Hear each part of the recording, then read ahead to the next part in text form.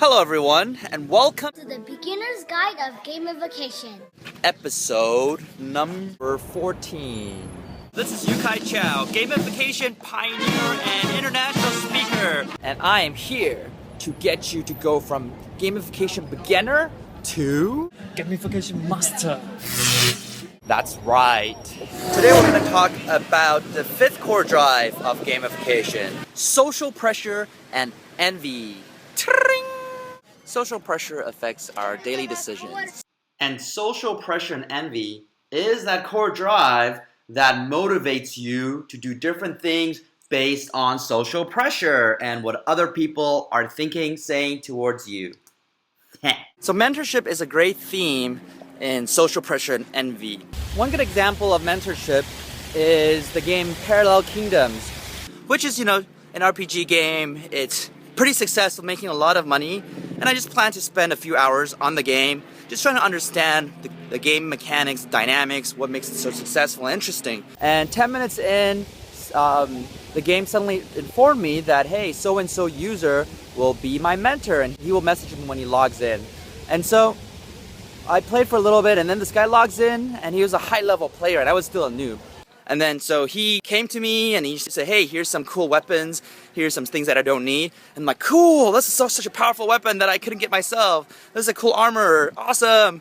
And then he also helped me beat through a lot of the low-level dungeons so easily. So I'm like, wow, I want to be like that guy. And then after receiving so many good stuff from him, I just felt that, of course I can't quit right now. If he just gives me the stuff and I leave the game, that's super rude, right? And, that's just wasting his stuff. And also having him invest his, 2 hours of his precious time to help me play in the low-level dungeons when it doesn't really benefit anything. Of course I can't quit. I'd be such a letdown. I'd be such a big disappointment to him if I just quit. So I ended up playing longer. I started joining his kingdom. I helped him with a few things. And I played much longer than I was supposed to be playing. Let's just say instead of 2 to 3 hours, I played the game for 2 to 3 months. So, that's a great example of mentorship and how it creates a lot of social pressure, it creates some envy, and it makes people it motivates people to stay on something for longer, engage, and be accountable to the system. And my arm is kind of sore now, so I'm going to put it down. Another great game technique to consider within social pressure and envy is the concept of group quests. So group quests is something that can only be completed in a group. You can't do it on your own. And you can see a lot of these examples in Farmville and World of Warcraft where, just having one person doesn't really do much. You have to have everyone involved in the process in order to do it. And therefore, you have to invite friends to participate with you. This includes things like Groupon, at least the original concept of Groupon, where enough people have to buy for everyone to get a discount. Group questing works because it forces your users to gather their friends and come together to do something that's awesome. And that's much better than just making sure I don't fall. It's much better than just, say, inviting your friends because that's an independent experience than your own. But when you say, hey, do a group quest, they understand why they're inviting you for friends.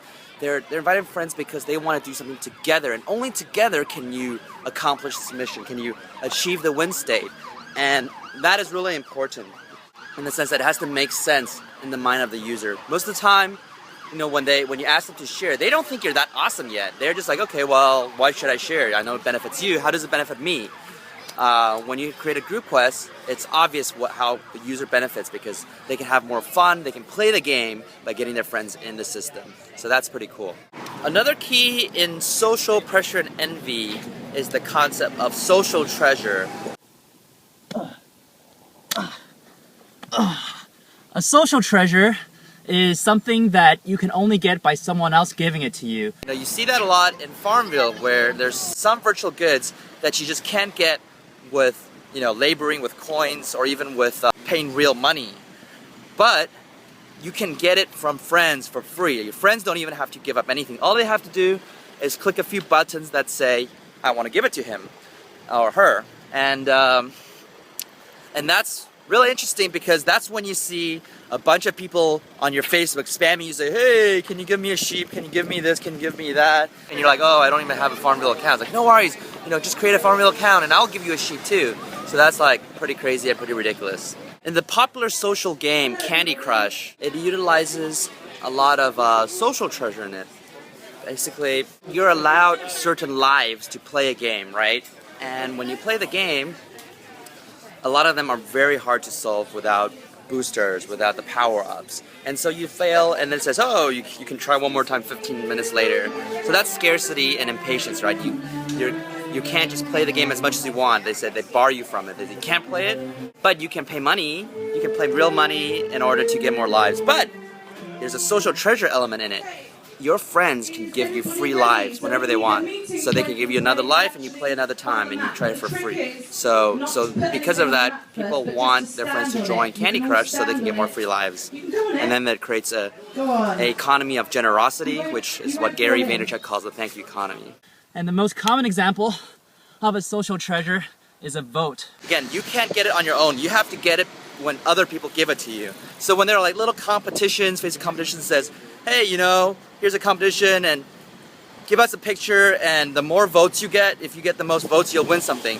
That's when friends tell other people, hey, go on my site, go on my profile and vote for me, please. Like my profile, right? And those are examples of social treasure. And that creates a viral effect in many applications. Another very interesting thing to talk about within social pressure and envy is the concept of social prodding. Social prodding is another great game mechanic in Octalysis and for game mechanics. A social prod is the smallest amount of action to establish a social connection. One of the greatest examples of a social prod is like a poke, right? It means nothing, you're not really doing anything, you're not really poking anyone, but you're connecting to people. It's like, hey, I'm poking you, and you're like, oh, someone poked me, I should poke back. You don't even have to think what you're doing. It doesn't have to have any content. You just poke. Another example is the LinkedIn endorse. Before, when it's called recommendations, it had more meaning. You have to actually type something out, right? But nowadays, you just endorse. You can endorse 4 people at once. You can endorse all the skills a person has. And there's really no way for you to actually know if they have these skills or not. So endorse is just like saying, hey, I acknowledge you, I like you. It's just the smallest amount of commitment to create a social interaction. And that is a social prod. Social prods are useful in a system because people get some endorphins, right? They get some happiness when someone establishes a connection with them, a social connection. Another great example of social pressure and envy is the commonly used leaderboard. Let's see how leaderboards influence the behavior of a friend of mine. So I recently discovered a mobile app called Strava, and what Strava does for me is it allows me, who thought I was a decent speed biker, to instantly realize how bad of a biker I am by putting me on a leaderboard with other anonymous bikers that are all around me, that are biking the same exact legs that I'm biking, and you quickly realize where you once thought you were great, you're now like ranked 500 on a leaderboard of other people that are way exceeding you. And what that has caused me to do is bike 20 times faster. And now I've slowly been rising up the leaderboard, and it's just, they're making games out of data that we didn't even know existed before. Very powerful. As you can see, Jeff Tannenbaum became so much more motivated to ride, to charge, to overcome his own limits when he sees how he compares to other people and realizes that, hey, the journey's just begun. There's still so much work to do and get better. Leaderboards, sometimes really useful. Obviously, you got to do it correctly, like I always say.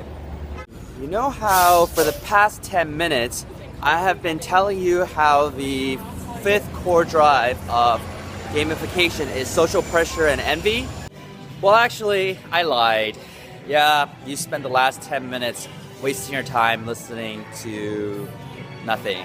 No, it's just that I evolve a lot of my concepts also, and I have decided to evolve the term social pressure and envy into the core drive social influence and relatedness, which is very similar, but it adds a few more concepts to it. Relatedness also deals with things like nostalgia. You are more motivated because it reminds you of your childhood or this time that you enjoyed or your home country.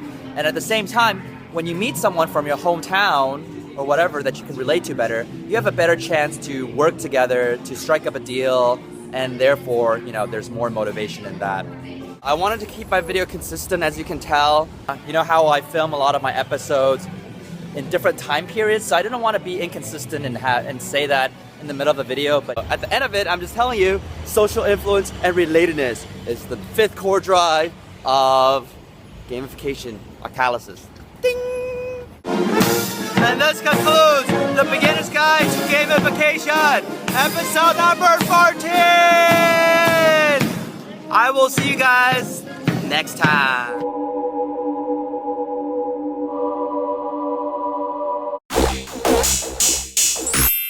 Noise. 3, 2, 1, action! No, do it during the video shoot. That is going into the video, you know, right? Oh, hello there. Social prodding is another great game mechanic. Okay, this time with more excitement and enthusiasm. That wasn't exciting! No, you have to be like, this is the biggest news ever in this world. Like, Social prodding! yeah, like it's the most amazing thing ever, and also say in this core drive at the end.